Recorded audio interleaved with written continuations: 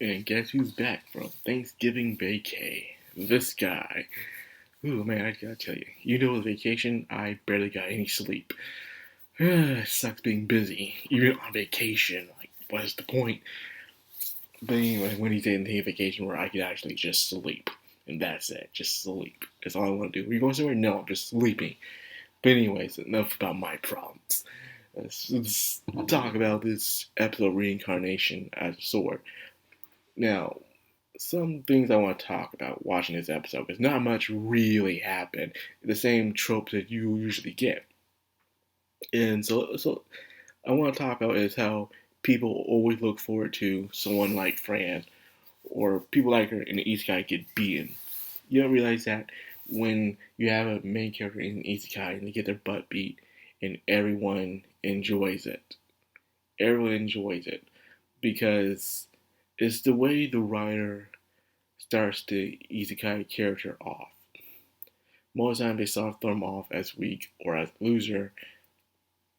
Their friend's not an Isekai character, but thanks to the sword, she has become extremely powerful for someone her age, and with lack of experience, that she's beating adventurers who've been doing it for years. So, in a way, when you think about stuff like this, it's kind of a slap in the face.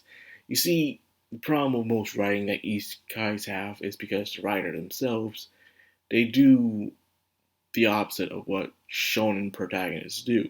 Despite how much you may dislike some shonen protagonists, the much important shonen protagonists is they show a little hard work goes a long way. You can make it if you try. You try your best. You train, you train, you train, and most times the shonen protagonist is the odd one out.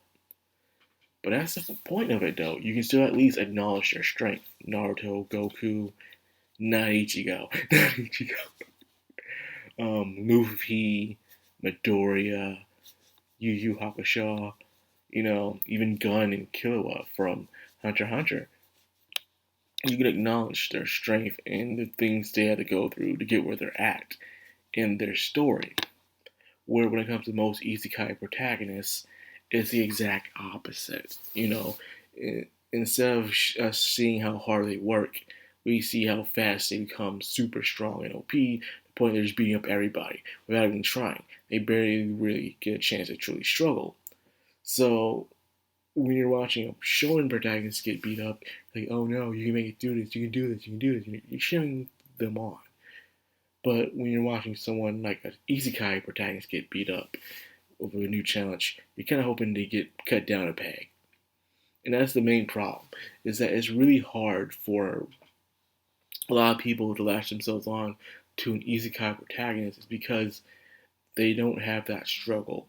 They don't have that hero's journey to make us cheer for them. Like, wow, they got strong, powerful. Yeah, they got cool moves in the very beginning. They're blowing everything away. What's the point? Why should we cheer on for them? We already know they're gonna win, And people get tired of someone. Because people can like a prodigy. People can like geniuses, but not someone that doesn't struggle at all. They don't know what to call them. Just an OP spec, I guess. And no one really enjoys that most of the times, unless they're playing video games and going back to a level once they once struggled with those OP specs. Different story. But in this case, people enjoy watching each kind of protagonist get the snot beat out of them, even if they are an adorable cat girl.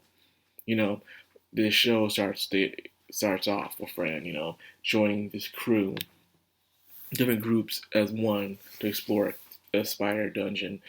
And of course, there's this one dude. Of course, they do the trope of one of them not acknowledging Fran and keeps picking on her, trying to pick a fight with her. Finally, have a fight, and the fight lasts longer than I expected it would. So I'll give him that. But he still lost anyways. A dude who probably spent years training to a girl who just recently, and I do mean recently, started fighting. And I know I am really vexing this story really hard, but I still enjoy it as I read it in the manga. I don't know, I guess the manga made it seem more epic, but the anime makes it seem, too happy-go-lucky. But, like I said, you really gotta pass through this to get to the good stuff. I promise you, after she leaves the starter town and goes on an adventure on her own, is when it starts to pick up and starts getting really good, where she starts having challenges, and she's just not just flying through enemies like it's nothing. She's meeting real challenges, and one of the first real challenges she meets is Amanda, the warrior of children. She she beats Fran easily. Beats Fran without even trying. Fran does impresses her. So, but nonetheless, Fran still loses. And it shows the difference between Fran and the A rank adventure. This entire time, Fran has been fighting people who have been, what, D rank, C rank, or something? But she hasn't fought anyone that's B rank or higher yet, I believe. But because of that, we have yet to see for Fran to be truly strong. So, what they could have done with this series is have her fight someone that was on C or at least close to B rank and struggle against them, but wins, but barely. So then when we go see this fight, we see, okay, let's see how far she goes. And that's one, like I said, one of the problems that a lot of people who write isekais have, is not knowing where their protagonist, their character is going to be at on the power scale. You know, who are going to be stronger, who maybe they're weaker is. They just have them come in blowing everybody up. And then so when they get their butt beat, we're like, oh well, you know, poor them. Don't really care. So that's why it's best to have your protagonist, no matter how OP you want them to be, have them struggle a little in the beginning of the series, so that way we can at least have some type of cheering on for to see how far they've grown as a character. Without that, we're just like, ooh, they're getting her butt beat. This will be interesting. That's all it is. You know, no one's cheering for your main character. I know I'm vexing on about this, but it just is something I see a lot of problems when it comes to a lot of, and I mean a lot of isekais, where they make the character too OP and it's supposed to be a power fantasy, but you can't latch on to the character. You can't cheer for the character. You don't even care about the main character most times, and you get bored of the story and you don't want to read it no more, or even watch it, because the main character kind of sucks.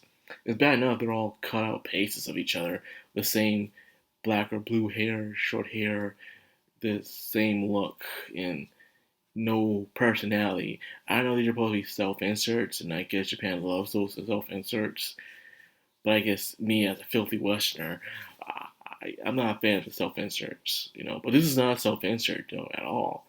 But even with that, it's still kind of boring to see that. So it shows now how far it is. Now, if they did something like this earlier on in the show, where Frank and Bud beat, I think more people would have enjoyed this fight. They did now. But either way, it shows how far Fran has to go. She is not exactly OP as everyone thinks she is, only because she's been fighting. They're not lower rank monsters. It's just that everyone around her is just weaker, and it's just weird. But anyway, yeah, this was more of an explanation slash rant in a way. The show itself, I guess a lot of people are saying is generic, and yes, it is generic. I'll admit that, and it's okay to like generic stuff. You know, I'm still enjoying it nonetheless. But man, this show got flaws, and it's the flaws I see with so many of these other isekais that come up. You know, I remember back in the day, isekais were interesting. It wasn't always about an overpowered character. In fact, most of the times, the isekai character wouldn't have powers at all. They'll have to gain some type of special weapon, or they didn't gain powers later on, but they weren't the strongest one in their party. They were just some important key to something, or they had to witness something great happening in their lives. Those good old days of isekai. The isekais of old, man. Those were the ones I miss very, very much. But anyways, I ranted on long enough about this, so I think I'll end this here.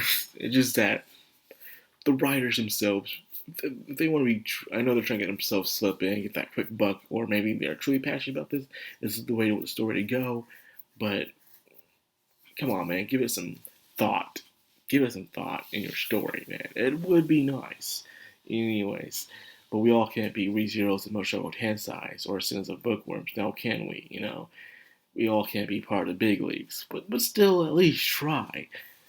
So anyways, I got was this video. I hope you guys enjoyed it. If you did, like, comment, subscribe, and of course, hit that bell icon. It's another Madcrownxox on anime. Signing out.